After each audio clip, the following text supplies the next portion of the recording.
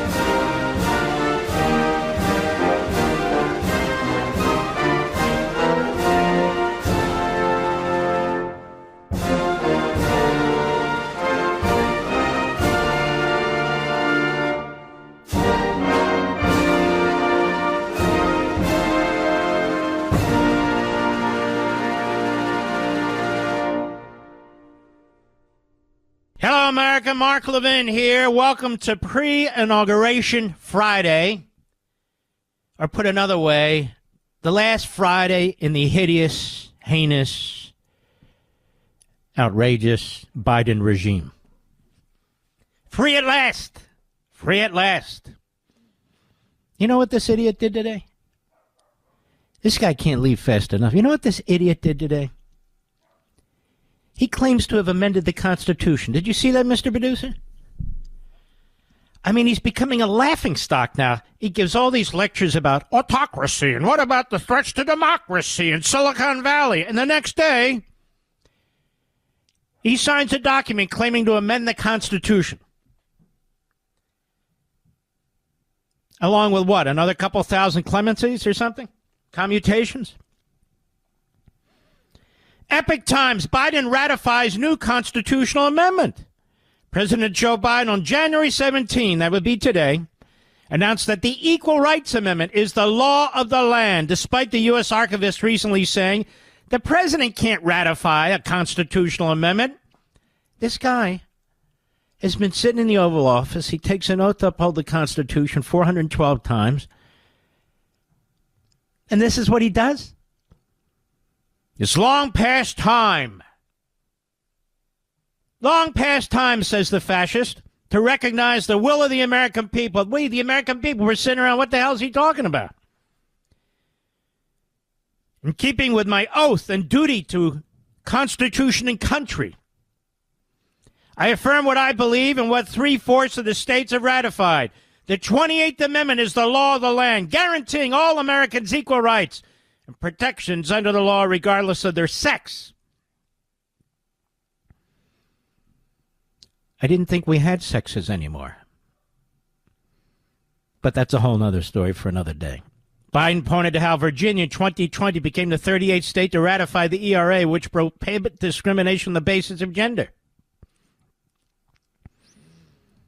The U.S. archivist and U.S. deputy archivist said in late 2024, President can't ratify the amendment because the amendment did not receive the required support from 3/4 of the states by the deadline Congress imposed, which was June 30, 1982. So here we are, 43 years later. And the dummy wakes up, puts the dentures in his mouth, puts on a clean new pair of Depends, looks in the mirror, Said, hey, I have an idea. What? I'll ratify an amendment to the Constitution 45 years after the fact, or whatever the hell it is, 43 years after the fact. The Department of Justice's Office of Legal Counsel in 2020, while Donald Trump was president, and in 2022 after Biden took office, also said ratification cannot occur unless Congress or the courts extend or remove the ratification deadline. It was passed by Congress and sent to the states with a 7-year deadline, that the states had 7 years to do it. They didn't do it. There are many problems with this amendment. Many. Because men and women are not equal in many, many ways. We're not even talking about rights and liberties. We're talking about much more than that. And among other things people feared is women would be immediately drafted into the military because you can't make any distinctions between men and women. How stupid is that? All you have to do is look in the mirror with a man and a woman. You see distinctions. But beyond that. The American Bar Association is among the organizations that have offered a different view. Of course, their view means nothing. Bunch of slip-and-fall lawyers who decided to start an organization. Virginia's ratification was sufficient to meet the three-quarters requirement, and the deadline is not relevant, they declared. This is the American Bar Association. This is why I resigned from this group right after law school, right after I got my degree, right after I passed the bar. I said, I'm not joining this clown operation. But Biden said, I agree with the ABA, and with leading legal constitutional scholars, what'd they do? Wake up and dust off Lawrence Tribe again? So the amendment process and the amendment passed by Congress said you got 7 years, that's the cap, but the ABA decided it's not right. And a few knuckleheads in law school decided no, so Biden said, you know what, I'm agreeing with them. Spokesperson for the U.S. National Archives and Records Administration, which is headed by the archivist, told the Epoch Times in an email that the position outlined by the archivist, Colleen Shogan, appointed by Biden, by the way, and the deputy archivist, remains the same. This is a long-standing position for the archivist and the National Archives. The underlying legal and procedural issues have not changed. And the Office of Legal Counsel, even his Office of Legal Counsel, the Justice Department, said, no, you can't do this, but I'm going to listen to the ABA. But Democrat lawmakers have been urging Biden to ratify the amendment and express support after his announcement on Friday. The president is right. The ERA is the law of the land. Today is one step closer to full dignity for women. We don't have women in this country anymore, thanks to you idiots. Don't you get it? Full dignity for women. And every American, said Representative Mark Takano. The hell is this guy? Democrat, California, said in a post on social media, a.k.a. in his case, socialist media. Now, Republicans, the ERA of 1972 failed to gain the necessary support from the states before its deadline, and no court has since held that the deadline can be retroactively disregarded. The U.S. Constitution states that an amendment can be proposed by a two-thirds vote of both houses of Congress, or if two-thirds of the states request one in a special convention. That's called Convention of States. We're going to try and breathe some more life into that in this coming year. The proposed amendment must be ratified by three-fourths of the states. But some lawmakers have proposed waiving the deadline, but none of those proposals have passed. There's no precedent for waiving a deadline after it has passed, according to New York University's Brennan Center for Justice. The courts could end up deciding the matter. No, they can't. Courts have nothing to do with it. The last amendment to the Constitution was ratified by enough states in 1992. The archivist at the time certified the ratification. Congress then approved the amendment. So here we are. Knucklehead dingbat, what did he do? Graduate last in his class at the law school? I can't remember. Pretty damn close. The Justice Department says no. The National Archives says no. But Biden says, but the American Bar Association says yes. If some homeless guy in the corner said yes, Biden would cite that person. But the point is, the man is lawless. He didn't uphold our immigration laws. He didn't uphold Supreme Court decisions on student loans. He does this on the way out the door, and then he's lecturing us about the rule of law. Oligarchs, autocrats. I'm very worried, he says. You can do anything, according to him, the Democrats, the left, and the media, if it's in pursuit of the radical left agenda. That's the bottom line. You can be a Manchurian president whose family has received millions from the communist Chinese, our enemy. Doesn't matter. It doesn't matter. You can steal classified information as a senator or as a vice president without any constitutional immunity because he wasn't president at the time. Doesn't matter. You can run around sniffing the hair of little girls and giving them little massages right there in public. Doesn't matter. You can be accused of molesting a staffer when you were a senator in a dark hallway of the Capitol building. Tara Reid's allegation. Doesn't matter. You could have been a white supremacist early in your career as a senator, not a follower, a leader, with the worst of the racists and the segregationists. Nonetheless, you will be celebrated by The View. You will be celebrated by black organizations. You will be celebrated by your party and the media. It doesn't matter. It doesn't matter. Joe Biden believes tonight that he ratified a new amendment to the Constitution. He really believes it. I'll be right back. Mark Levin.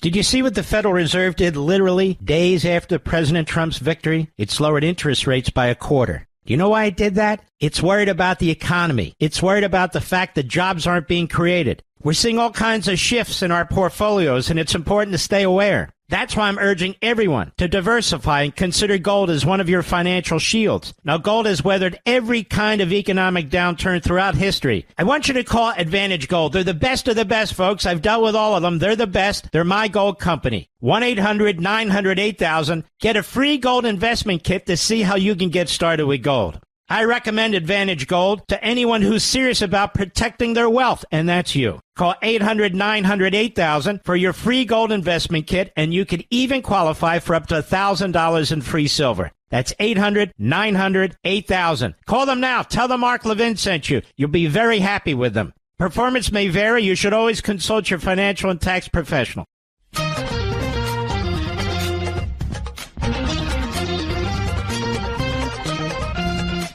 Well, ladies and gentlemen, coming from the idiot's mouth, it actually sounds more repugnant. Biden at a conference of mayors today, and he just declares that he's amended the Constitution. Cut 18, go. Just over 100 years ago, a pioneering group of women proposed the Equal Rights Amendment to enshrine the principles of gender equality in our Constitution. Throughout my career, I've been clear, no one should be discriminated against based on their sex. And in order for the amendment to be ratified, it requires 3/4 of the states to ratify it. That benchmark was passed when Virginia ratified the ERA a few years ago. Today, I affirm the Equal Rights Amendment to have cleared all the necessary hurdles to be added to the U.S. Constitution now.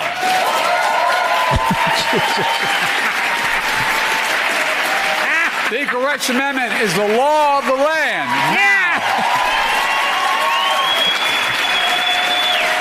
It's the 28th Amendment to the Constitution. Now. Yeah, tell them, Joe. Tell them. You got it, baby, and there they are. All the idiot mayors, the Democrats. Yes! Yay! Now we have equal rights for women. Now let me explain something.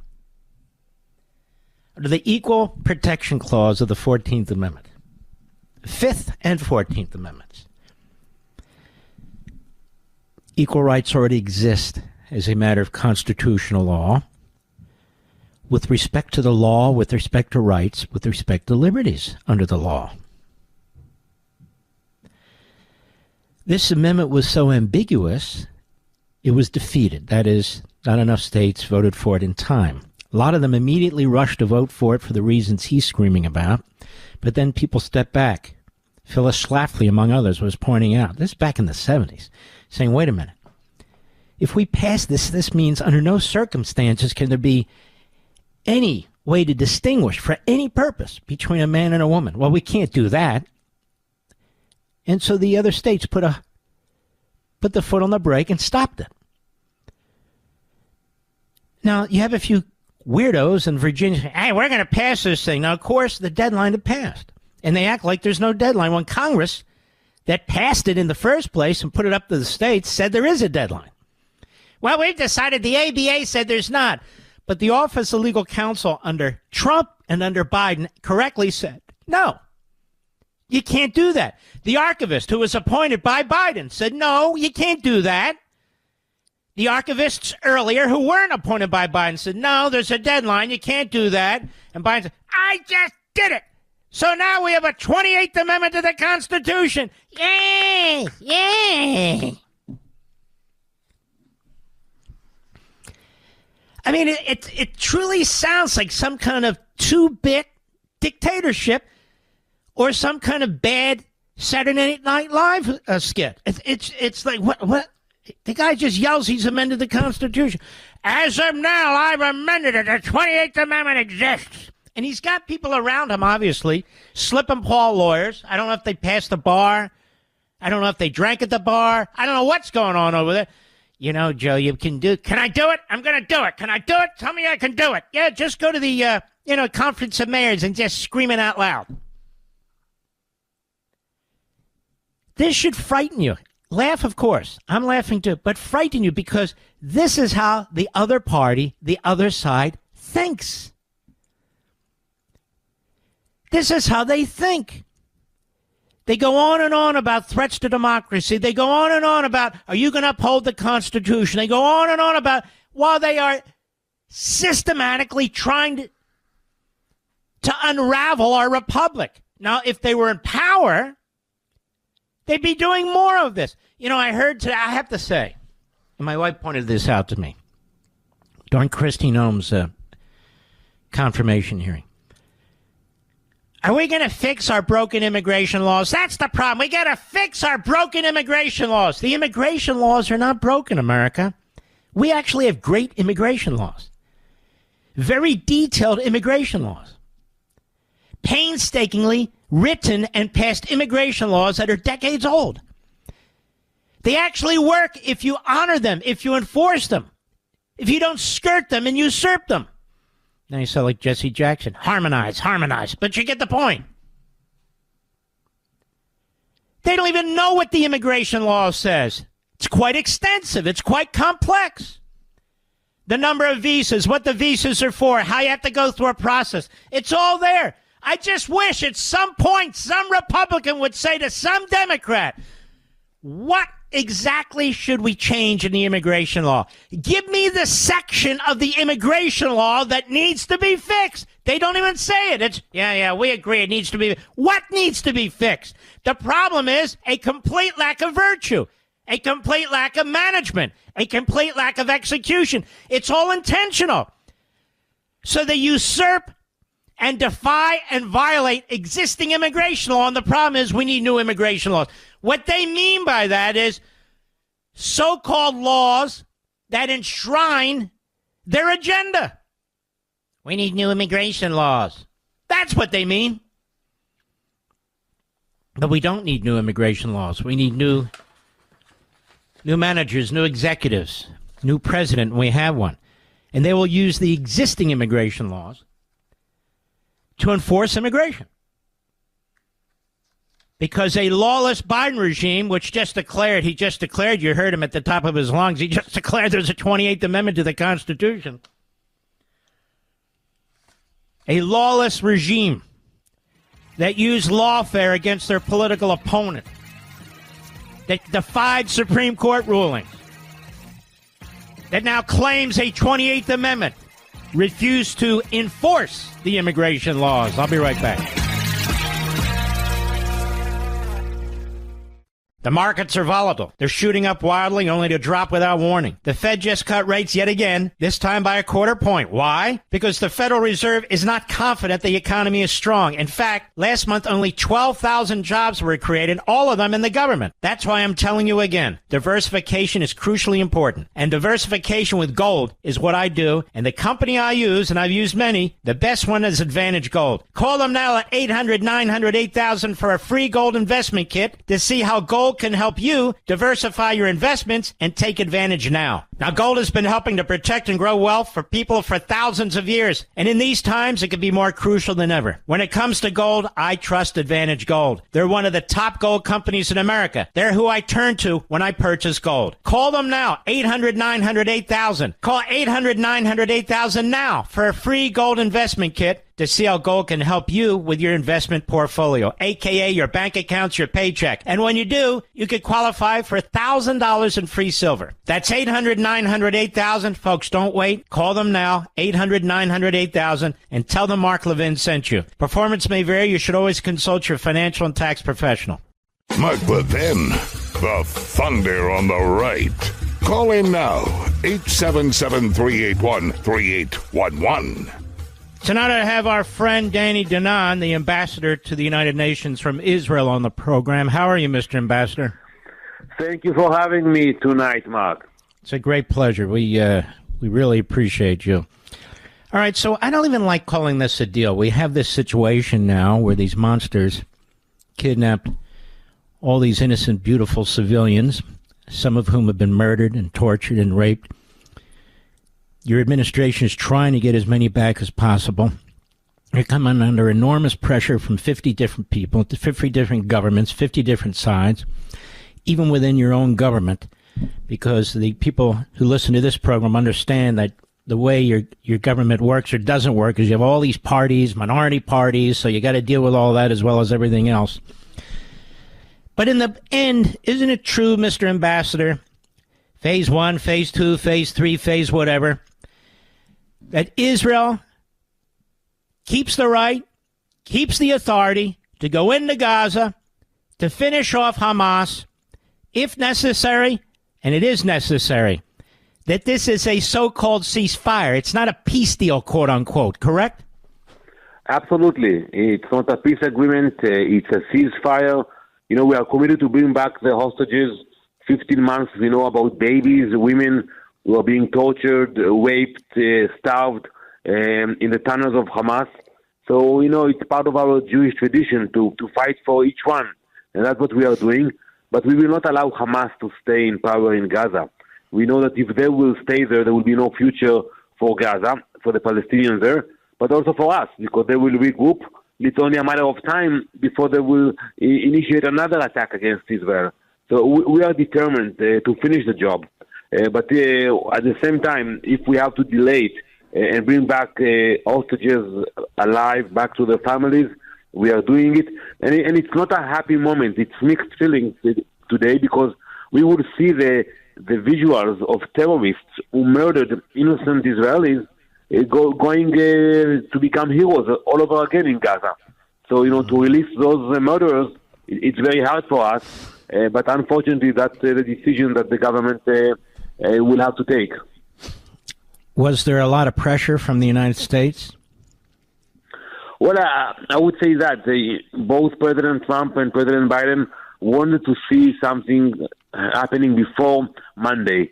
So, yes, there was pressure, and I think it's supported because, you know, the same agreement was offered to us back in May, more or less, not exactly. And we said yes. And Hamas said no. And the pressure we put on them with our military in Gaza, and the pressure that President Trump and his special envoy put on them during the last few days, I think it supported the process, and it allows us to bring some of the hostages back home. And the Netanyahu government has held. You know, you had a few people who decided to pull out, but all in all, you still have a majority in the Knesset, correct? Yes, we still have a majority. We have a broad coalition. Even one of the parties decided not to stay because of the deal. There is a majority for the government. But, you know, it's not easy. It's not easy. But I think majority of Israelis will support the decision of the government because, you know, we send our kids to the military. I send my son, my daughters to the military. We expect the government to make sure that they come back, if God forbid, they are in captivity. So in Israel, not like in the U.S., everybody is in the military. So it's part of our society, part of the culture, and that's our commitment to bring them back home. There's been a lot of progress made in fighting Hamas, a lot of progress made in Gaza, despite what the world media have to say and so forth. And so what you're indicating here is, look, we want to get as many hostages back as we can, but we're not going to let that situation tolerate. We're not going to tolerate that situation. We're not going to tolerate Hamas running that part of the world. We're not going to tolerate them on our border. So we will reengage, but right now we want to get our hostages back. And it's my understanding that the United States, the incoming administration, supports that view, correct? Indeed. And when I speak at the UN, many of those countries support only the Palestinians. And I tell them, if you really care about the Palestinians, you should join our efforts against Hamas, because they will have no future with Hamas in Gaza. But some, choose to close their eyes and to blame Israel for everything. But the truth of the matter, when you look at the situation of the Palestinians today, for the sake of the future of the Palestinians, the international community should support Israel in our fight against Hamas. Is your government being pressured at all by the outgoing government or the incoming government to create a Palestinian state out of Israeli territory right now? I don't think it's being discussed. Mark, after October 7th, when we saw what happened, and unfortunately we saw that the Palestinian Authority, they supposed to be the moderate part of the Palestinian society. They supported the atrocities. Mm-hmm. So, Israelis are not stupid. We ask ourselves, with whom you want us to sign a peace treaty? With those who actually glorify the terrorists who invaded our communities, killed our citizens. So I think we will demand a major change among the Palestinian culture and leadership before we can talk about a peace deal with the Palestinians. And it's not going to happen, because I'm watching these children who were celebrating Hamas 24 hours ago. In Gaza, I'm watching that. I'm watching Hamas is becoming more popular in the areas of the Palestinian Authority than Fatah. And so they have certain pockets like Ramallah and other places where Hamas has a growing popularity. So this idea of another state, that is fanciful, that is ridiculous. And the problem is, you and your country would be left dealing with. And what's this state going to look like? They're going to have an air force, they're going to have missiles, they're going to have nuclear weapons. The whole idea is preposterous. No, I hope that the new administration, and I believe they will have a very clear approach against terrorists, against those who support terrorists. It's not only those who commit the crimes, it's those who indoctrinate, who teach the children in schools to hate Jews. That's unacceptable. When you look at the textbooks of UNRWA, which is being funded by the UN, they teach their children to hate us. They don't teach them mathematics or English. They don't care about that. So I think, and I believe we will see a different approach coming from the new administration and more accountability. We have to demand more accountability from the UN and from other countries. To the extent this show and my voice matter, I will fight this with every fiber of my being. I can tell you that right now. I do have an idea for a Palestinian homeland. I think it should be in Saudi Arabia. They got a lot of land over there. The prince seems to be very interested in something like that. You don't need to comment, Mr. Ambassador. They've got plenty of land over there, and so if that's what they want to do, that's up to them. Let me ask you this. Going forward, there's still Iran. Iran's hurting very badly. Turns out we've learned more about what the Israeli military did under Benjamin Netanyahu and the government that you serve when it came to the attack on Iran, knocking out pretty much all of their ground-to-air capabilities and knocking out some of their main energy sites. So seems to me that's a country teetering, no? Well, it was a strategic attack against Israel. It came from Gaza, from Iran, Yemen, Lebanon. But look where we are today. Hezbollah, we dismantled their capabilities. Nasrallah is dead. Hamas, we almost eliminated them, not yet completely. Iran, we proved our capabilities. And I think now the challenge is to make sure that Iran will not run for the nuclear bomb. They want to get to their ASAP. And I'm afraid because they are weak now, they will try to do something fast. So we have to watch very carefully what's happening there. And I think for the new administration, that should be the first priority, to ensure that Iran is not obtaining the nuclear capabilities. They are lying, they are cheating, they are deceiving the international community. And I think it shouldn't be only Israel facing them. We need the support of the U.S. and other democracies. That's my hearing went bad. You know, President Trump has said several times that Iran will not get nuclear weapons, and even encouraged Israel, where Biden was pulling Israel back, when Israel responded to the hypersonic missiles that Iran fired, to go ahead and hit those nuclear sites. So I can't imagine anything that has happened to change their mind. Have you heard anything that you're able to speak about? Well, you know, we start our discussions with our colleagues. I think we understand that, you know, the idea is to lead from strength. And I think Iran will be the first test for the administration because they are moving fast. They are moving fast and they are aligned, you know, with the evil forces. When you look what's happening today in Lebanon, in Yemen, in Syria, in Gaza, you know, it's all coming from Iran. So I hope and I believe we will be able to work very closely with our colleagues in order to block the axis of evil starting in Tehran. Well, Danny Danon, you know, it's a pleasure to know you. It's been a pleasure to know you. You're actually, you know, you're just a fantastic ambassador and spokesman for the country of Israel, and we want to thank you very much for coming on the program, sir. Thank you very much, Mark. Thank you. God bless you. You take care of yourself. Shabbat shalom, my friend. Shabbat shalom. There you have it. Danny Danon, he's a good man. Good man. And he speaks for the government of Israel, speaks for the Netanyahu administration. And he does a fantastic job of representing them in that hellhole we call the United Nations. You know, my view of the United Nations, I've told you for 25 years, is we kick their asses out. We take the land back that Rockefeller gave them. We can give it to some other charity or something of that sort.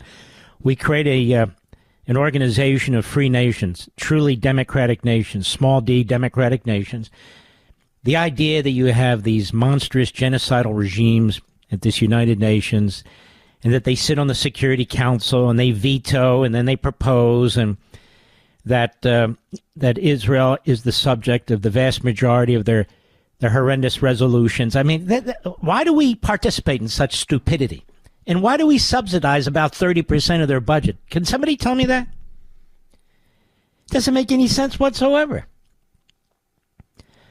And so you heard, and I've heard on my own, that the position of the incoming Trump administration is Hamas will not run Gaza, that the Israelis are free to go into Gaza, having pulled troops back, put more troops in to take out Hamas, that this is a ceasefire, I'll call it a temporary ceasefire, to get as many hostages out as possible.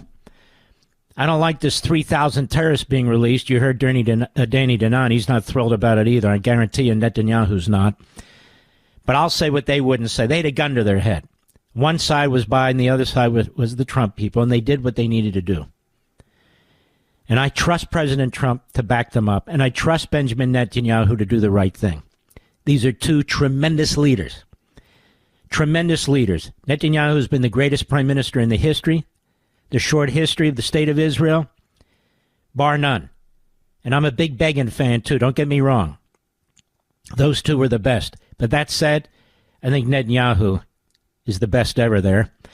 And in our country, we have a great president, the best friend Israel's ever had. And I think if he sticks to his guns, whether it comes to China or Russia and all the rest of it, he'll have a tremendous foreign policy legacy. And what's key here, in my view, is don't fall back on the tried and failed foreign policy bureaucracy, foreign policy mindset in Washington, D.C. of the establishment, which is what this deal kind of was. It was mostly Biden with a few changes. Forget about that. There wouldn't have been Abraham Accords but for it. But if Saudi Arabia is saying, we will not agree to Abraham Accords, we will not agree to relations with Israel. I mean, they have them, but official, above-board relations with Israel, unless we create a Palestinian state. You know what the answer is? Screw yourselves and stick 9/11 up your butt while you're at it. I'll be right back. Mark Levin.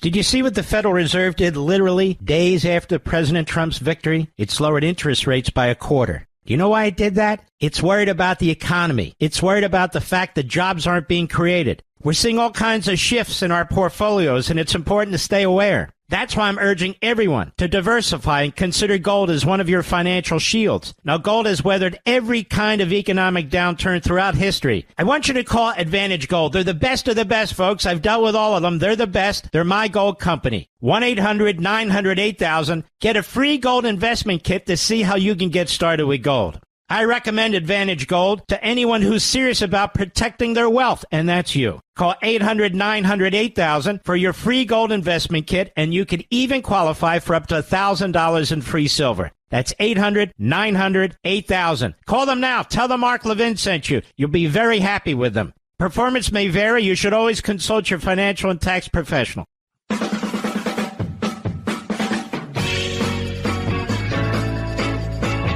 the way, two great Life, Liberty, and Levins tomorrow night and Sunday night. Sunday night, full inauguration coverage with Victor Davis Hanson and Kevin McCarthy. Keep that music on, baby. And Kevin McCarthy.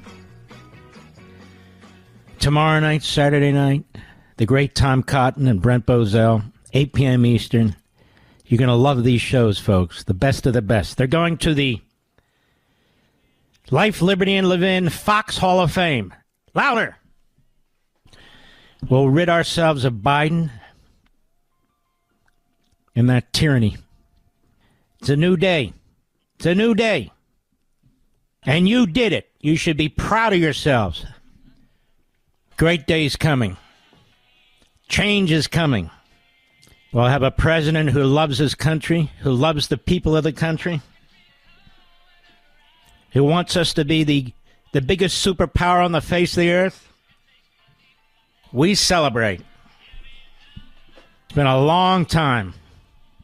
This is a man who escaped assassins, political and real. He's a man who beat every prosecution, rotten to the core. It's a man who beat every judge, rotten to the core. It's a man who believes in the Constitution and the rule of law.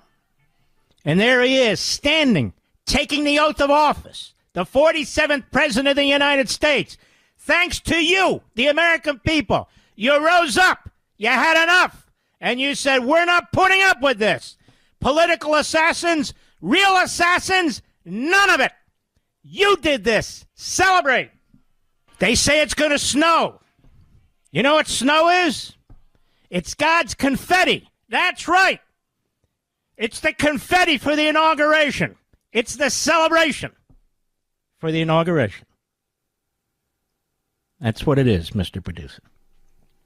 Do you understand what I mean, folks?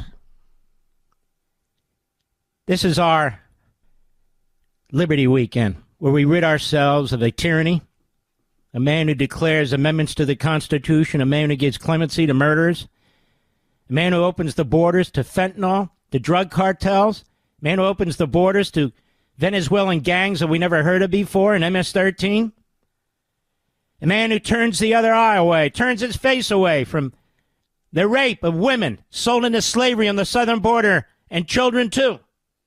And they lecture us, you and me. Well, you know what? They can stick it. We don't need their lectures. We don't want to hear from them. Get the hell out of the way. And this president and his administration and we the people will strengthen America once again. I'll be right back.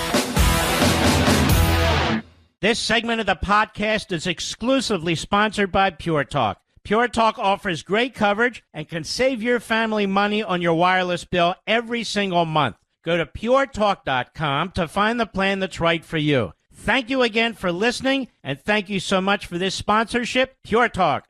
He's here. He's here. Now, broadcasting from the underground command post, deep in the bowels of a hidden bunker, somewhere under the brick and steel of a nondescript building, we've once again made contact with our leader, Mark Levin. Welcome, America. Mark Levin here on the Friday before Donald Trump's inauguration. Free! Set us free from the tyranny that is the Biden regime. The tyranny. We have a great Life, Liberty, and Levin two great life liberties in Levin, Saturday and Sunday, 8 p.m. Eastern. Please set your DVR. There's all kinds of stuff going on. Football games, this, that, weather, all kinds of stuff. The inauguration, I remind you, is Monday. It's not Saturday night or Sunday night. It's Monday. But two great special shows, two great opening statements, four great guests, two each night. Tom Cotton and Brent Bozell Saturday night. And on Sunday night, Victor Davis Hanson and Kevin McCarthy. And we will cover the pre-inauguration. And I know there'll be a lot of Fox people and others at the inauguration. I will not be there. Yes, I was invited. I was invited to everything. Everything. But it's obvious, what am I going to do? There's Hopalong over there, right, Mr. Producer? But some family will be at the various events and so forth, and that'll be wonderful. I'm going to one event Sunday, early. But I hope you will watch these programs. You're going to really enjoy them. You're going to really enjoy them. I know you will. And on Sunday, I'm focused very myopically on the inauguration and how President Trump got there. Got through all the hurdles that he needed to go through, which is really incredible. This man and what he went through is going to be written about for 500 years or longer. It is. It's the truth. Kristi Noem at her hearing today. That's right, she had a hearing today. As we move these people through, you know, the Democrats in the Senate say, you know, we're going to slow walk this Hegseth thing. We're going to slow this down. They don't have the votes to stop them. And so this is what they do. We will expose them as the poison in the body politic that they are, as the human hemorrhoids, the hemorrhoidics that they are. We will expose them over and over and over again.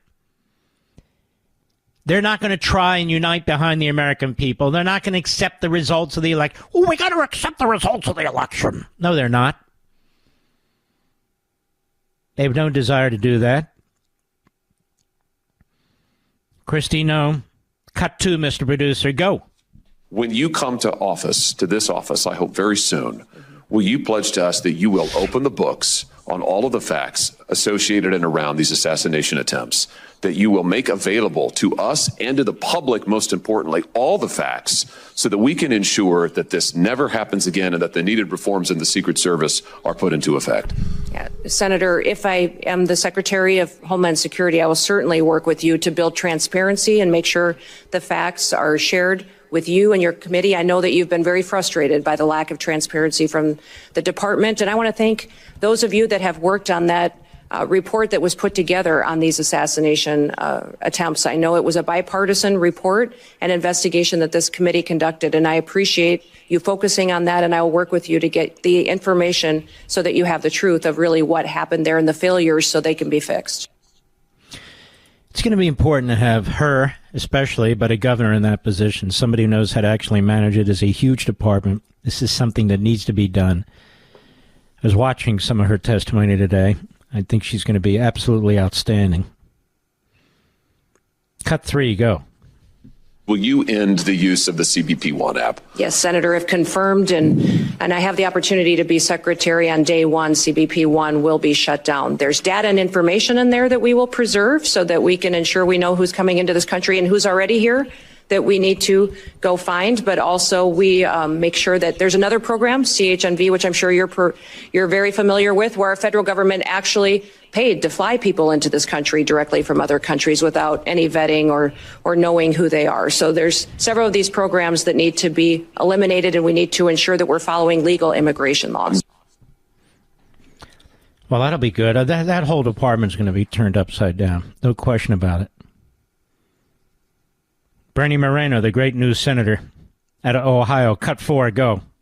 Mayorkas let in about 12,000 murderers. How many would you target to let into this country? My goal every day would be to have no murderers allowed into this country and our communities. Mayorkas allowed 16,000 rapists. How many would you target to let in? Every day I'd work to make sure that there was none let into this country. He let 600,000, Mayorkas, 600,000 people with criminal convictions. How many would you allow in? We would work every day to make sure people are safe and that those with criminal convictions are immediately removed. How many private jets would you have the United States taxpayers have fly into foreign countries to pick up people to bring them here? Yeah, Senator, we will no longer be undertaking that mission at the Department of Homeland Security. So not 700,000 individuals on private jets over the last 4 years. You would not have any. No. I'll be working with President Trump to put in place his agenda in adherence to our federal laws. And how many illegals will you plan to house in luxury hotel rooms in Manhattan at a cost of $6,000 per month? Sir, clearly, Senator, during this election, the American people said they did not support that and that would not be a part of this new administration. How about sex change operations for illegals? How many of those would you suspect you would fund? Senator, I believe that the Department of Homeland Security will be reevaluating its mission in this country to not allow that going forward under President Trump's goals. Very, very good. Very, very good. Let's see. What about anti-Semitism? She's very good. Cut 5, go. Unrelated to groups outside our borders, we've seen a rise in anti-Semitism in this country. Mm-hmm. It has spiked beyond any prediction. Yeah.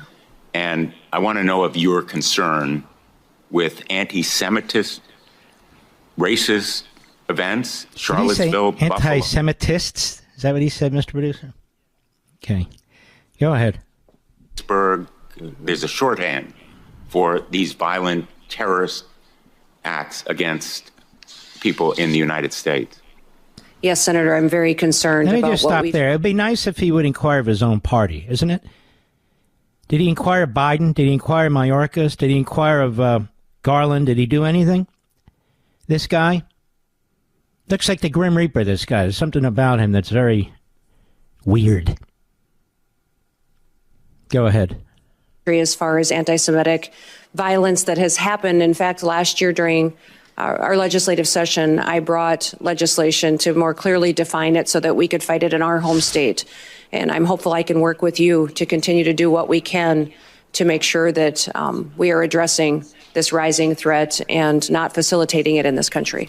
Mm-hmm. And what is Blumenthal?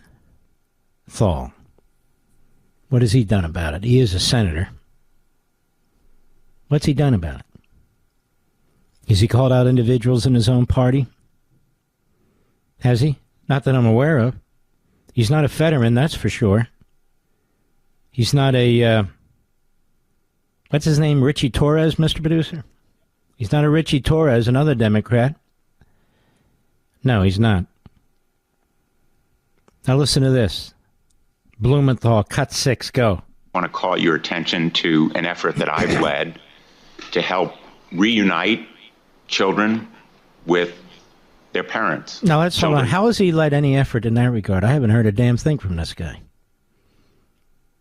You know, it's amazing. The Democrats cannot get away with it, including this clown, which is all during the Biden regime, the horrors that have taken place.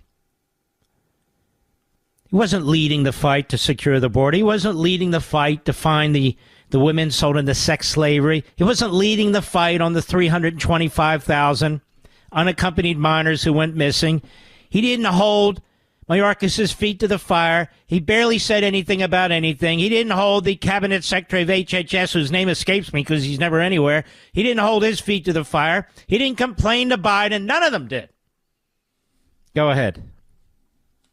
As a result of the so-called family separation policy in the last administration. The family separation policy in the last administration. This guy's a lowlife.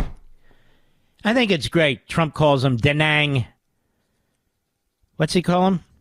Denang Blumenthal. Because he led people to believe he actually served in combat in Vietnam when in fact he did not. So he calls him Denang Blumenthal. The guy is just awful. Go ahead. I have introduced a measure called Keep Families Together. Not only to... Wow, you're something. He introduced a measure. Very effective. It's his administration, his party. He introduced a measure. Go ahead. Separation of families at or near ports of entry, but also the Families Belong Together Act for several Congresses to help bring the children the kids who were victims of this policy and who still are not big back with their parents. I hope that you will support that kind of effort. Senator, the Trump administration never had a family separation policy. They had a zero tolerance policy, which said that our laws would be followed. What I'm alarmed by is the over 300,000 children that went missing during the Biden administration. And when we talk about children and what they're potentially facing as far as victimization in this country and the trafficking that's going on, this administration's lack of desire to find out where those children are or what they may be going through is alarming to me. So I want to stop that. Because my time is expiring, I'm just going to interrupt again with apologies to say, let's put aside. Well, I can't put aside 340,000 children. Labels. Let's put aside what happened in the past. There's still. Well, you just brought up what you said happened in the past. You lied. You tried to smear Trump. Now, look, at the border, you have to make decisions. And you always separate the children from the adult. Why? Because a lot of these kids have been kidnapped. A lot of these kids are being used by sex traffickers. A lot of these kids are being used by the drug cartels. So you don't know if the adult with the kid is the parent or a relative. And you don't have ready access to information, especially when they're pouring over the border, 10,000 a day, illegal immigrants without papers. And so you have to figure things out. So you have to stop the situation. You have to separate the two and figure it out. So they call that family separation in the Democrat Party. They call that family separation. When you're trying to protect the children, that's family separation. In the meantime, as Kristi Noem is pointing out, hold on.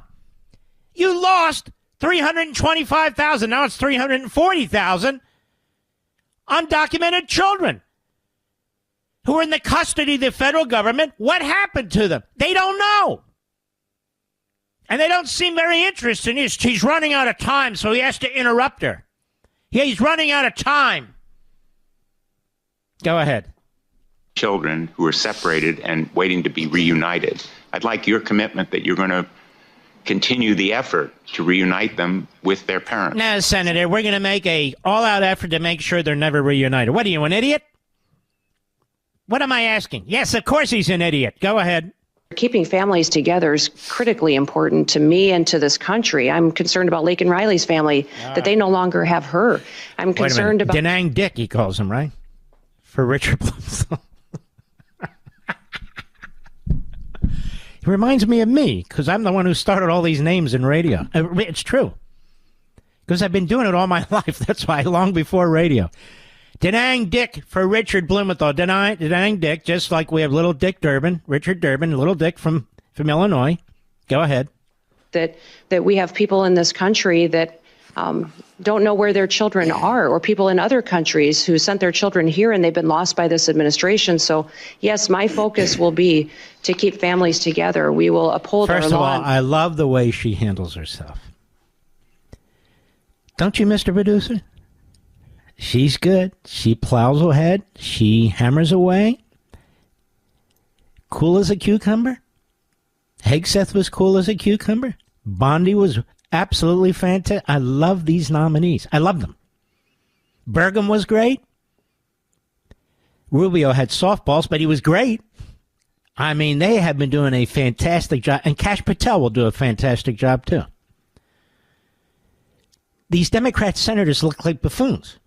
They just do. You've got a relatively young cadre of nominees. That's what you have up against the old guard. And the old guard looks horrendous. I'll be right back. Mark Levin.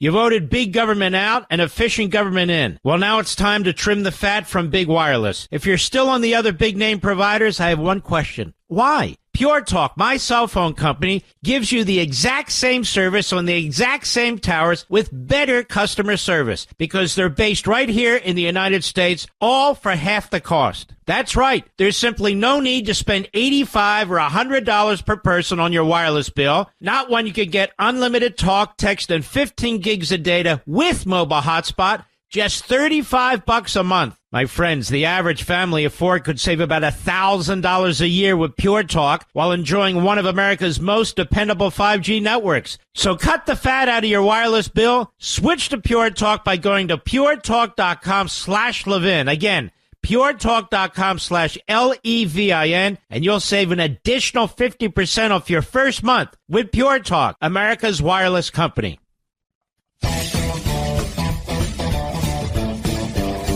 Our daughter Lauren, our granddaughter Sloan will be at the inauguration. She didn't care if it's 2 degrees outside, but it's going to be inside now. I don't know how that'll work, but that's smart, you know.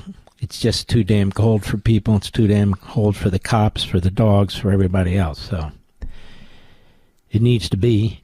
And, of course, the president does always care about what's going to happen to the people in the audience. You remember when he was doing those massive rallies and it was hot and people were fainting? He was very upset. He called for the doctor. He stopped all the events. These things do enter his mind. He's a very compassionate person. Very. You know, as a footnote, people say, Mark, why aren't you on all these other shows on cable? It's relatively simple. I try to save my appearance for my own show on Saturday and Sunday. I will appear from time to time. But because I've always said no, we're not invited anymore. Right, Mr. Producer? That's on me. That's not on them. If I wanted to be on any Fox show, I would be on any Fox show that I want to be on. But I can't do the radio show, do my Blaze show, prepare for my weekend shows, and do that. People say, why aren't you on Hannity anymore? He's got a lot of guests. Same thing. Same reason. Nothing's wrong, just the way it is, because I got a whole lot to do. That's why. It's the truth. And I can't be on all these podcasts that I'm asked to be on, too. It's not possible. We'll be right back. You voted big government out and efficient government in. Well, now it's time to trim the fat from big wireless. If you're still on the other big name providers, I have one question. Why? Pure Talk, my cell phone company, gives you the exact same service on the exact same towers with better customer service because they're based right here in the United States, all for half the cost. That's right. There's simply no need to spend $85 or $100 per person on your wireless bill, not when you can get unlimited talk, text, and 15 gigs of data with mobile hotspot, just $35 a month. My friends, the average family of four could save about $1,000 a year with Pure Talk while enjoying one of America's most dependable 5G networks. So cut the fat out of your wireless bill. Switch to Pure Talk by going to puretalk.com/Levin. Again, puretalk.com/Levin, and you'll save an additional 50% off your first month with Pure Talk, America's wireless company. Mark Levin, America's tyranny hunter. Call in now, 877-381-3811. I've got a lot of clips here of Joe Biden. You know what? I think we should put him in the rearview mirror, don't you? I really do. Now, the Supreme Court ruled today, in a unanimous order, I guess we could call it, that when Congress passed a law and the president signed it, the law is the law. It's a perfectly legitimate law related to national security. That TikTok is a national security threat. They control their algorithms and they control all the data. So when you or your kids go on TikTok, everything you do is being collected by the communist Chinese and put in their massive computer complex. Other people you contact, information you provide on them, they collect that too. Why are they doing that? And so Congress said, in the prior position of President Trump was, we're not going to allow the enemy, Communist China, to do this. Now, a lot of powerful forces have come forward and said, you know, we need to do this. Obviously, TikTok was very useful during the campaign, I believe, for the president. And so, look, the bottom line is this. TikTok can survive. It just needs new ownership. The Communist Chinese can sell it. And if they don't, then it needs to go away and somebody can create something like it that's not spying on us. The defenses I hear is, well, our own government spies on us. Let me get this straight. So if our own government spies on us, it's okay for the Communist Chinese to spy on us? How stupid of an argument is that? How stupid of an argument is that? Seems to me neither should be able to spy on us. One spies on us so the other can spy on us? We can't have our government spying on us. God knows what they'll do with the data. And we certainly can't have the communist Chinese spying on us and just give them a pass. That's ridiculous. I don't care how many people TikTok buys off. Just like I don't care how many people Qatar buys off. Or I don't care how many people Saudi Arabia buys off. Right is right and wrong is wrong. Now, shoo. I learned a long time ago when pronouncing names you can't pronounce. Whether it's like all consonants. Shoo. Just say it fast. People will think you know what the hell you're talking about. He's the TikTok CEO. The TikTok CEO. And he responds to the Supreme Court ruling. And here's how he responded. Cut 14, go. As you know, we have been fighting to protect the constitutional right to free speech for the more than 100 Now, isn't this funny? A communist front company controlled by the communist military gathering data on you and your family, maybe to blackmail you one day, who knows what, or to blackmail the people you're communicating with who don't even know you're using TikTok. They're worried about a First Amendment right. You don't have a First Amendment right as a foreign country to steal data on us, to set us up this way. And so a unanimous Supreme Court, from the kooks on the left to the constitutionalists on the conservative side, unanimously said, no, that doesn't fly. And thank God they got it right. Go ahead. Americans who use our platform every day to connect, create, discover, and achieve their dreams. And what did the communist Chinese do with it? You're a communist Chinese operative, aren't you? Or you wouldn't be allowed to do this at all. And you must be in good standing because they disappear these guys who aren't. You step out of line even barely, once. That's it. We never hear from you again. Just like Russia, you're on the 27th floor and all of a sudden, hey, he took a jump. He committed suicide. Yeah, with a little push. Go ahead. TikTok and all our users across the country. I want to thank President Trump for all right, shut up. I don't want to hear from you. Communist propagandist. It's like during World War II, the Japanese had Tokyo roads. This is the equivalent, this guy. Can you imagine? Anybody defending Tokyo roads? Well, why are we defending this guy? So Kevin O'Leary, I don't know if this guy is serious or not. I hope he is. He's showing up everywhere these days. Maybe I'll have him on one of our programs. Apparently he's not hard to book, Mr. Producer, is he? I like him too. Well, we'll see. He's on Fox News today with Bill Hemmer, who I know is serious. Cut 15, go. What is the price tag to get the deal done? Right now, $20 billion's on the table. Cash, $20 billion. Will that do it? Well, I don't know.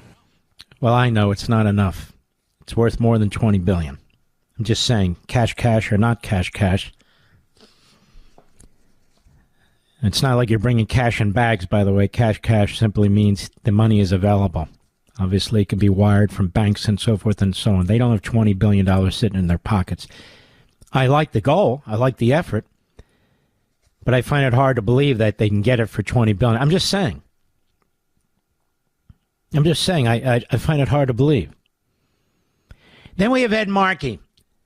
This guy is really a puke. Absolute puke. Thank you, Massachusetts, for sending this puke to the Senate. He's like obsessed. He hates Elon Musk. He hates Trump. It's just constant. And these people, I mean, they're never happy. They're always frowning. Cut 16, go. Elon Musk has been floated as one possibility. Would he be acceptable? Who is this idiot? This is CNN mouthpiece, I guess. Yeah, I forget her name. They're all kind of the same. Go ahead. There was a very significant offer put on the table just last week by Project Liberty to purchase TikTok. Elon Musk may be interested. Others may be interested. But we need more time in order to find out. Now, on Elon Musk, obviously, obviously, if he's considering doing to TikTok what he did to Twitter, that would be absolutely See what I mean? They used to own Twitter, the left. They used to own all these platforms. Now all of a sudden they are a threat to democracy. Anything they don't like is a threat to democracy, when in fact they're the threat to democracy. They hate democracy. They hate the people. They want centralized, iron-fisted government with a massive bureaucracy. You try and cut that bureaucracy, you'll see. You'll see they howl like a bunch of coyotes. But now Elon Musk is persona non grata. Like I said, he's persona non grata. Why? Because he's not one of them anymore. That's why. And what did he do to Twitter that was so terrible? Anybody's on Twitter can do pretty much what you want on Twitter. Twitter's a great platform. I rejoined it after he bought it. They don't have all these speech police. They don't have the federal government leaning on them now, telling them what to say and what to do, whether it's the White House or the FBI or Adam Schiff or the rest of them. It's a very open platform. It's about as free as you're going to get in terms of free speech and freedom of association. And you see, Ed Markey doesn't like it. Why? Because Ed Markey is a tyrant. That's why. He's a tyrant. Yes, and he's got, the all, like I say, Massachusetts, they all want to sound like, yes, John Kennedy. I'll be right back. Mark Levin.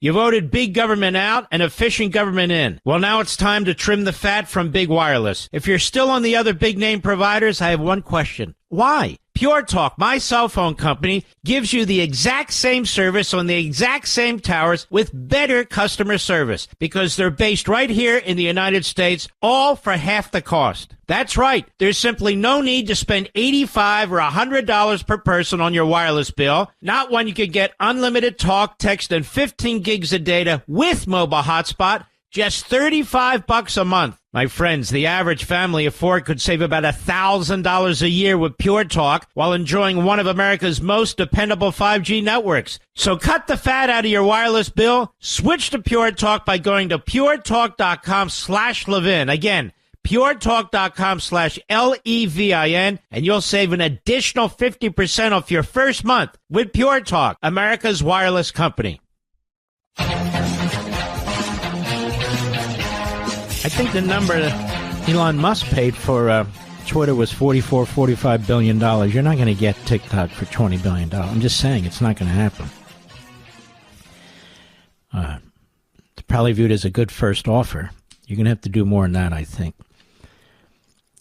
But I never put down people who are trying to succeed, trying to do things like this. So, Mr. Wonderful, just because I can't remember his name, Mr. Wonderful, go for it. Kevin O'Leary, I'm sorry. Kevin O'Leary, go for it. Go for it. I do like that guy. I like Kevin O'Leary, don't you, Mr. Producer? I like him on that show, too. Shark Tank. He's really good. He's a no-nonsense businessman, but you can see he's quite likable, too. He's quite likable, too. And he sort of walks a fine line. You know he's one of us. You know he's a conservative / MAGA / whatever. But he can't really come out and say it. But he kind of does without really coming out and saying it that way. But he does a good job. So I wish him well. I hope he can get it for $20 billion. But I just feel like it's very unlikely. I just feel it's very unlikely because I think that's a low number. Even though it's a lot of money, I think it's a low number. As for Elon Musk, I doubt that Elon Musk is interested in it. He's already got Twitter on his hands, and that's enough of a rattlesnake that he has to wrestle. He's got other things he's doing, too. That said, excuse me, I just think, this guy Markey, they keep trying to smear Elon Musk, as do someone, quote unquote, on our side, which is very annoying to me, as a matter of fact, because he doesn't deserve it. He helped elect Donald Trump. I don't think there's any question about that. I think Donald Trump would say the same thing. And the more multi-billionaires who want to join us, why are we opposed to that? Now, guys like Zuckerberg, well, they keep an eye on him. We'll keep an eye on him. And I wanted to mention this, folks. Do I owe you something, Mr. Producer? How much time do I have left here? Well, let me say this. Can you imagine a list of 33 names that's given to the Israeli government? They released the names of the hostages, the 33, who will be released in 3 phases, mostly in the first 2. And the names come out, and your family member's not on the list, Mr. Producer? Can you imagine what must be going through the minds and hearts of those families? And then there's another phase. They'll be revealing soon which ones come home dead or alive. And this is what Hamas and the Palestinian terrorists have done. You got to watch Saturday's show. I'm just telling you, you got to watch it. At least DVR it. Same with Sunday's show. Go ahead and DVR it. That way you can watch football and my show. But it's got to be heartbreaking as hell. It just does. Very sad. Man, this show's going way too fast. The Power Hour is next, our final hour. Our final hour under the Biden tyranny, the Friday before freedom. I'll be right back.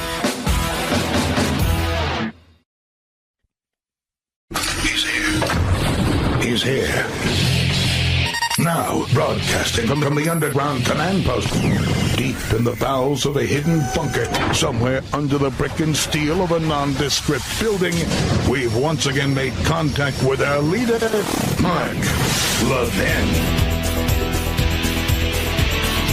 Hello, America. Mark Levin here. This is the Power Hour, Hour 3, the last hour of the Biden tyranny for this program. Really just hours away, if you think about it. Just hours away to a new president and a new future for the country. But not CNN. CNN is a dead network with a blinking 25-watt bulb, barely alive. It's got a conga line of reprobates as hosts, much like MSLSD, which has a conga line of Marxist Islamists and other frauds, phonies, and fools. Over at Breitbart, John Nolte writes, jury finds CNN guilty of defamation, awards $5 million plus punitive damages. Most of the rest of the media are not interested in covering this, and they haven't been. Of course, for Fox to be a headline. A Florida jury has found far-left CNN guilty of defaming Navy veteran Zachary Young back in November of 2021. The jury ruled that Young is owed $5 million in compensation from the fake news network for lost earnings and personal damages. Yet to come are punitive damages.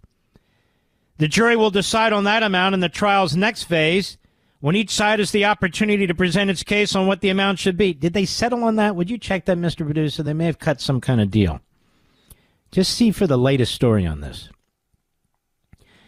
After 8 hours of deliberation, the video, which they have, can only be described as pornography for decent people. What this means is that, says Nolte, I will be using the term convicted liar to describe CNN and Jake Tapper until the end of time. In their zeal to find a villain other than his fraudulently Joe Biden for the debacle that was America's withdrawal from Afghanistan, the convicted liars at CNN, this is great the way he's writing this, the convicted liars at CNN, that's never going to get old, decided to demonize Mr. Young as a black market operator exploiting desperate Afghans for huge sums of money to get them out of the country. Convicted liar Jake Tapper, it is good, introduced the segment this way, quote, Afghans trying to get out of the country face a black market full of promises, demands of exorbitant fees, and no guarantee of safety or success. Months later, the convicted liars and CNN tried to take it all back with an all-air apology from convicted liar Jake Tapper. What truly sank the convicted liars on CNN, at least from where I sit, he says, the texts that would provide malice to anyone with an IQ above room temperature. CNN correspondent and convicted liar Alex Marquardt flat out said he wanted to, quote, nail this Zachary Young MFer and promised that the story would be his, quote unquote, funeral. Convicted liar Marquardt, that's not his name, best I can do. His editor, Matthew Phillips, then replied with, gonna hold you to that, cowboy. Then a CNN senior editor named Fuzz Hogan called Young an S. I mean, what's really revealed here, what's really exposed is how sinister, how grotesque these people are behind the scenes here when they try to destroy you. Better still, there are texts from CNN staffers pointing out that the Zachary Young story is 80% emotion, 20% observed fact. That's a quote. And flawed. But the convicted liar, Jake Tapper, and the convicted liars at CNN ran with the story anyway. Because in 2021, these idiots believed they were bulletproof after temporarily vanquishing Donald Trump from the Oval Office. And why not after one hoax after another? Springfield bomb threat hoax. Trump called for Liz Cheney to be executed hoax. All CNN stories. Violent crime down under Biden-Harris hoax. Arlington Cemetery hoax. Kamala was never America's border czar hoax. Russia collusion hoax. Hands up, don't shoot hoax. The Justice Smollett hoax. Covington KK kids hoax. Very fine people hoax. 7-hour gap hoax. Russian bounties hoax. This guy's good, this Nolte. Trump trashes troops hoax. Policemen killed at mostly peaceful January 6th protest hoax. The Rittenhouse hoax. Eating while black hoax. Border agents whipping illegals hoax. NASCAR noose hoax. Georgia Jim Crow 2.0 hoax. Trump assaulted Secret Service agents and grabbed steering wheel of the beast hoax. MAGA assaulted Paul Pelosi hoax. COVID lab leak theory is racist hoax. Hunter Biden's laptop is Russian disinformation hoax. Oh, this guy's good. Joe Biden will never ban gas stoves hoax. COVID deaths are overcounted is a conspiracy theory hoax. Mass graves of Native children in Canada hoax. Trump killed Japanese koi fish hoax. Trump told people to drink bleach hoax. Hamas hospital hoax. If reelected, Trump will execute people hoax. The 900,000 kids hospitalized with coronavirus hoax. Dozen of environmental hoaxes. The Alpha Bank hoax. Libs of TikTok murdered non-binary teen hoax. Aaron Rodgers Sandy Hook truther hoax. The bloodbath word hoax. Biden sharpest attack hoax. And the Iowa poll hoax. So what's one more lie over there at the Constipated News Network?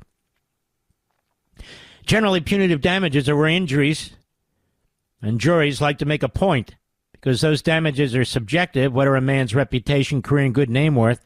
Sky's the limit. We can only hope the jury does the right thing for Zachary Young and for America, which is bankrupting these godless liars, bury them forever, salt the earth, and then melt down the pieces to create a statue of President Trump. Anyone tired of winning it? This guy, John Nolte, been around a long time. Great writer, I would say. Find anything, Mr. Producer? Okay. Just Google punitive damages settlement and see what comes up. I could be wrong because I read so much. Maybe I hit it in passing or something like that. I just want to be accurate. So everybody in the audience, knows the where we are right now.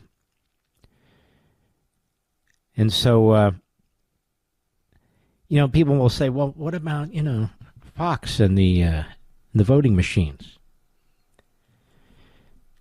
Ladies and gentlemen, CNN went out of their way to try and destroy a veteran. They knew what they're saying was false. They did it intentionally. They're out to get the guy. The texts did them in. The jury heard it all. The jury saw it all. There was no agreement to any amounts of money. That's what I'm checking now, punitive damages. They were found guilty. And they're liars. And he's right, Nolte. For now on, they're convicted liars, and that's what we're going to say. Convicted liars at CNN. And we will see about this punitive damages issue soon enough. I wanted to get this one other thing. I got to find it here. Find it. Xavier Becerra, that's the HHS secretary. He's done a fine job, hasn't he? Millions of Americans are alive today because they got the COVID vaccine.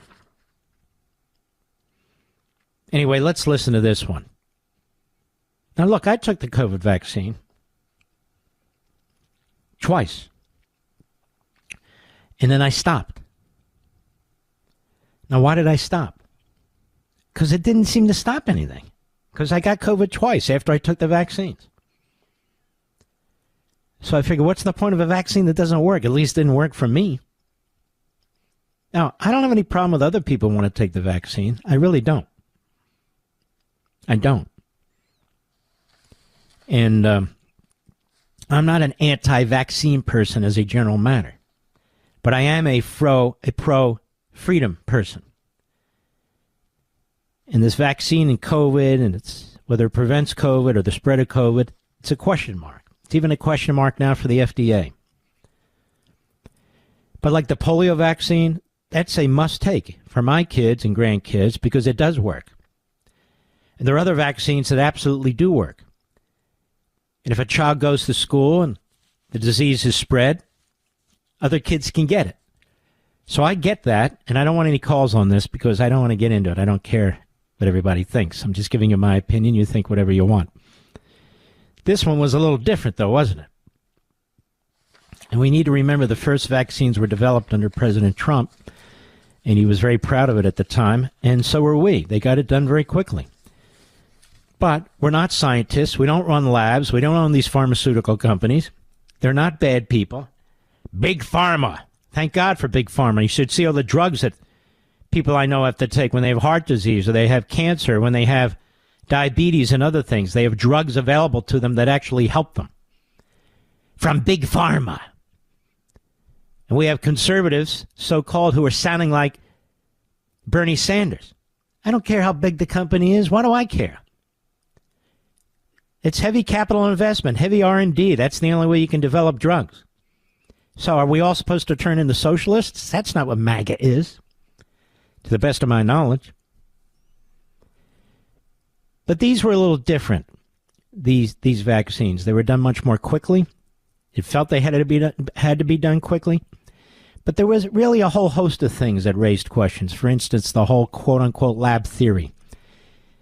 And I'm very proud of what we did on Life, Liberty, and Levin. I'm very proud that we brought in the former senior editor of the New York Times science section.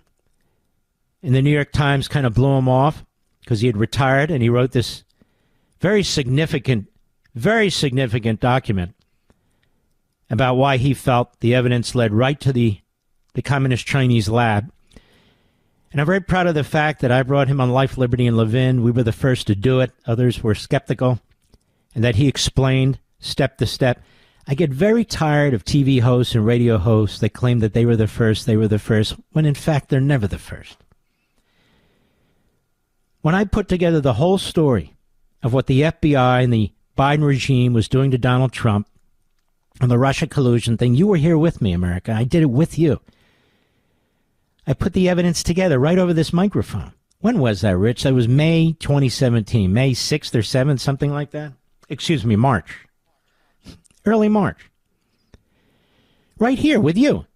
And then I did that on a Thursday, and then Pete Hegseth, the great Pete Hegseth, asked me to come on Fox and Friends Sunday, and I did it there for 35, 40 minutes. The same documents I used, the same public information I used. Then Hannity asked me to come on, and I agreed on that Monday night, and I went through it again. And we came under vicious, vile attack here. Just constant. And we fought back. And then other people finally realized, you know what, Levin is right. And they started to talk about it. And now they go, we were the first to do it. They're never the first. This is what Rush meant by the echo chamber. This is why he got so fed up with it. He started to run clips of himself saying things with sort of little sound beads in them so nobody else could steal them. It would drive him crazy, and it drives me a little crazy because I have to hear these people going, when we did this, the ensemble did this, and we did... Great, got it. Right here, in front of you. You're the witnesses. That's what we did. And I'm proud of it. As a matter of fact, Breitbart wrote a great piece. Joel Pollack, who expanded it further, I think it was on a Friday or Saturday. President Trump called me when my family and I were in a movie theater. He couldn't believe what I exposed and what I had pointed out. He called me, I think, from a golf course in Florida. I remember all that. Same with this lab thing. The truth is, it was Tom Cotton who was the first to raise it. Tom Cotton. Not, what's his name from Kentucky? What the hell is the senator's name? I don't remember anymore. Rand Paul wasn't the first. It was Tom Cotton. But I didn't want to speculate about it. And here we had this piece that I read, because that's what I do, from the former senior editor of the science page of the New York Times. And when I brought him on Life, Liberty, and Levin, that's what broke the whole story open. By introducing you to him and him talking about it, and he had credentials up the wazoo. And he explained the conflicts of interest with some of the so-called nonprofit organizations, and he explained what this lab was doing and how it was being funded by Fauci and his ilk. It was soup to nuts. It was absolutely unbelievable. We were sitting there, and unlike most hosts, I keep my mouth shut and I let the guy speak so we would get information. What do you think of these hosts that are always interrupting, Mr. Producer? Why have a guest? You don't shut up and let him speak. All right. I'll be right back. Mark Levin.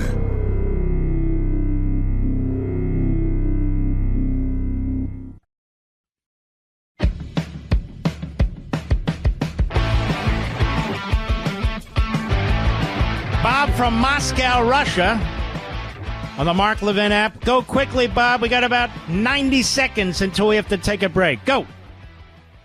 Hey, I think the whole thing with TikTok is a basis collusion to discredit Donald Trump and to censor him. All right, it has nothing to do with discrediting Donald Trump. Donald Trump supported doing this to TikTok.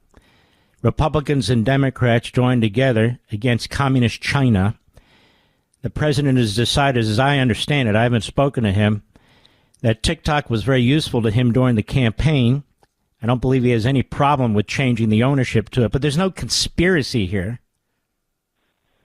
No, what I'm saying is the conspiracy is TikTok, if it is sold to an American company, would benefit Donald Trump because it'll put him in touch with the American public. That's fine. That's what they're trying to do. That's what they're trying to do. But as long as it's in the hands of the enemy, may I repeat, the enemy, it's no damn good. It's that simple. The communist Chinese are a threat to us. They're preparing for war, for God's sakes. Mark Levin, the research arm of conservative media. Call in now, 877-381-3811. I'm starting to believe the show's almost over. And we will pull the curtains on the tyrannical Biden regime and wish it never happened. The damage that SOB and his regime did to this country is incalculable. And not just our country, other countries. Sickening. Let's go to Steve, Cincinnati, Ohio, XM Satellite. Your Rhino governor just named your Rhino lieutenant governor, a senator, by the way. But go ahead, Steve. How are you? Yeah, I know. I wasn't real happy about that. I'm great, Mark. Thanks for taking my call. I just wanted to ask you about the ceasefire, and then I wanted to give you a compliment about your whistling.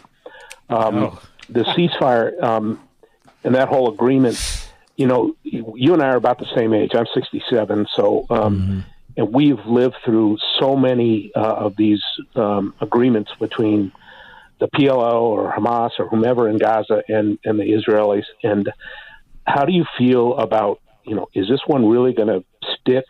No. Or are they going to end up regrouping and yes, kind of stuff? Yeah. Yeah, they're going to regroup. I think the whole goal here is to get as many hostages out as possible, and then they're going to go at it again. But, you know, to do this is really a disadvantage to the IDF. They got to go back in areas that they already pushed the enemy back, the terrorists back, and they're going to have to go back in. And but I believe they've been assured by President Trump and his people that they will support them going back in should Hamas violate the terms of this deal. I don't even like the word deal. You're dealing with these terrorists, but they're terrorists. Why would terrorists comply with a deal when they're trying to burn down the civil society, when they're decapitating people and raping them and abusing their genitalia and doing all that? You think they're going to honor some piece of paper? That's not how they think. That's not how terrorists think. That's not how jihadist Islamists think. They think that this is all just a process. We'll sign whatever they want. We'll do what they want. Netanyahu understands this. He understands it. But let's be honest. He's had enormous pressure from the United States. We got people involved in this stuff who are tied in with Qatar and Saudi Arabia and all the rest. I'm keeping a very, very close eye on this, Steve. I'm sure you are, and I appreciate everything you do. Hey, on your whistle, by the way, your bumper music is all the tunes and the band I listened to growing up. So, and it's awesome. But my grandfather whistled like you. Really? He whistled from the side of his mouth. He had great vibrato, intonation, all that kind of stuff. When did you realize that you had a great whistle? And I never thought about it. When I'm in the car and I turn the radio on, I usually do it by myself when nobody's around and the music's playing, I start whistling. And I've been doing it my whole life. And so, I can sing a little bit. My wife thinks I sing pretty well, but I don't really sing any more than I dance. She thinks I dance pretty well, but I'm not so sure of that. But I like to whistle. I've always liked to whistle, and I try and hit the high notes and the low notes and do all that stuff. It just is. I don't even really think about it. But thank you. Yeah, well, you're very good at it. Your intonation, you're right on. I mean, some people can whistle, but they're off key with the actual tune they're whistling to, and you're never that way. So I just appreciate that, and I love your show. And thank you, buddy. You entertain me every night. Thanks so much. God bless you, Steve. You're very, very kind. I appreciate it. Anthony, Pittsburgh, Pennsylvania, on the Mark Levin app. Anthony, how are you, my friend?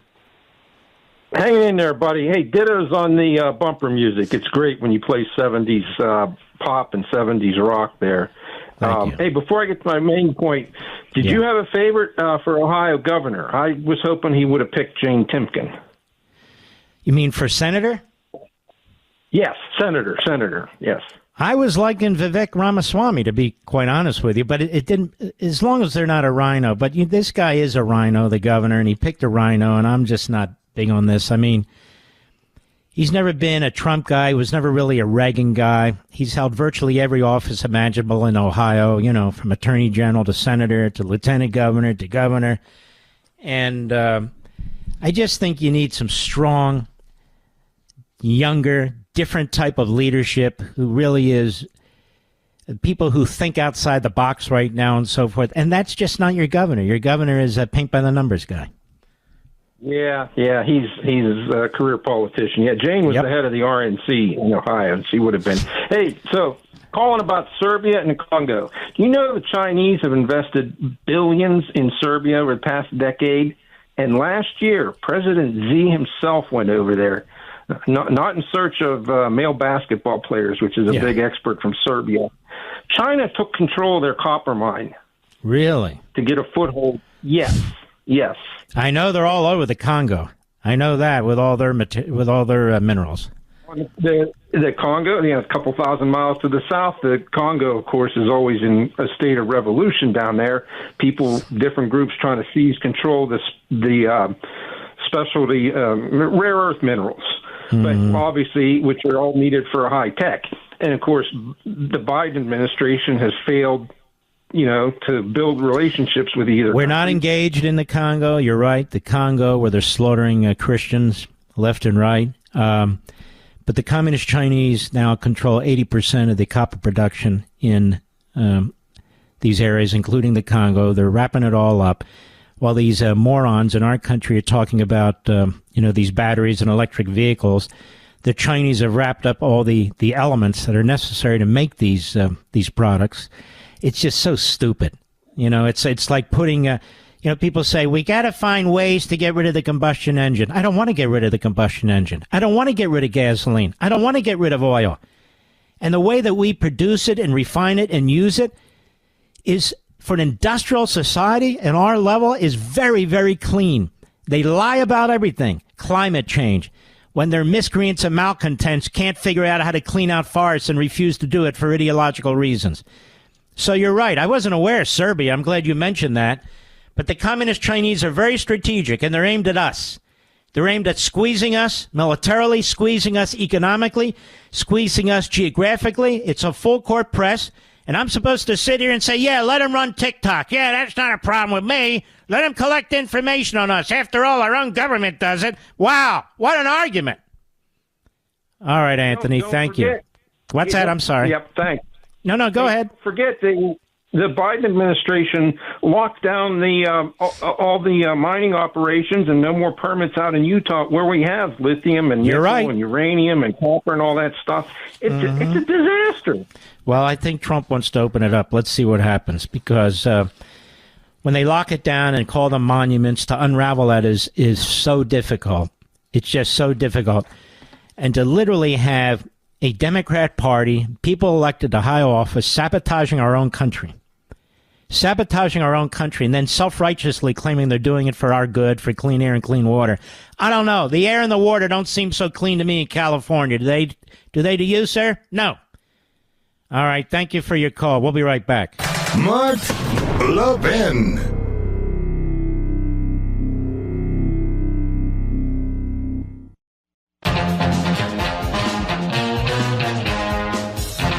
We are going to have our work cut out for us after we celebrate Donald Trump is sworn in as the 47th president. Doesn't that sound fantastic? But the enemies are still there. The saboteurs are still there. The usurpers, the Marxists, the jihadists, and the Islamists. But we're here. An army of us. An army of us. Let's go to Paul, New Orleans, Louisiana, the Mark Levin app. Paul, how are you in New Orleans? Great, Mark.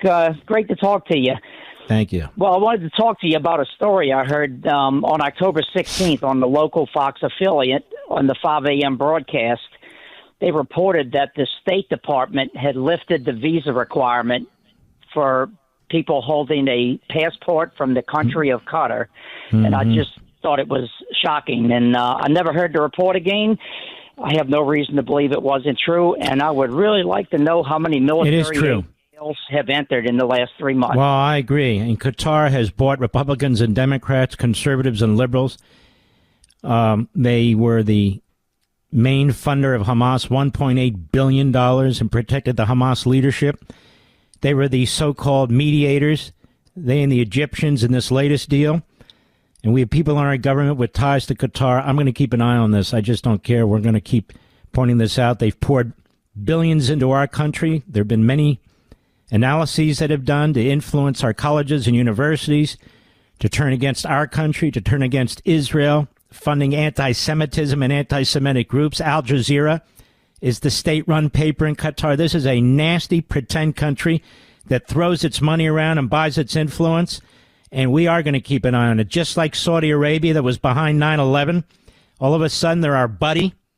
And they're going to tell Israel that you have to have a Palestinian state out of Judea and Samaria, your ancestral homeland, if we're going to have a deal with you, like hell. Don't forget these two great shows, brand new inauguration shows. My show, Saturday and Sunday, Life, Liberty, and Levin, 8 p.m. Eastern. Set your DVR. There's a lot going on. There's a lot of static out there, a lot of other things going on. Set your DVRs. Set them now. Let's make it a Levin surge. Set your DVR and keep it at 8 p.m. Eastern time on Saturday, 8 p.m. Eastern time on Sunday, and you'll have it there whenever you're ready to look at it. And I think you'll love it. Two great shows. And don't forget, ladies and gentlemen, I will be on the air Monday, Inauguration Day. I'm not taking it off. And we'll get to talk about it together as well. We go to America every Friday in honor of you. Here we go.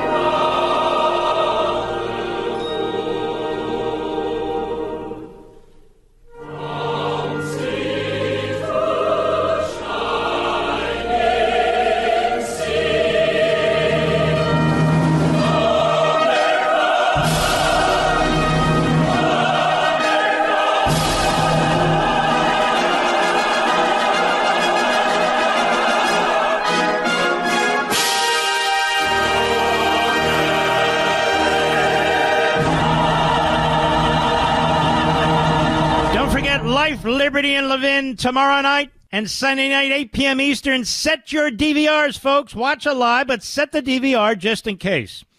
We salute our armed forces, police officers, firefighters, emergency personnel, and our truckers. We salute the men and women in Ukraine and the men and women in Israel. We have your back. And most of all, you, the American people, red-blooded America. Monday is your day. Good night, Spritey. Good night, Griffey. Good night, Pepsi. Good night, Smokey and Zelda. Good night to all our beautiful little pups, Gigi and Barney and Marty and Patton and Rory and so many of the others. And good night, Dad. Good night, Mom. We did it. Good night, Leo. Good night, Joe. Good night, Bernard. Good night, Teddy. Good night, Lou. Good night, all those great patriots. Such great patriots. I will see you tomorrow night on Fox. I'll see you Monday on radio. And we'll all watch Donald Trump on Monday. Take care.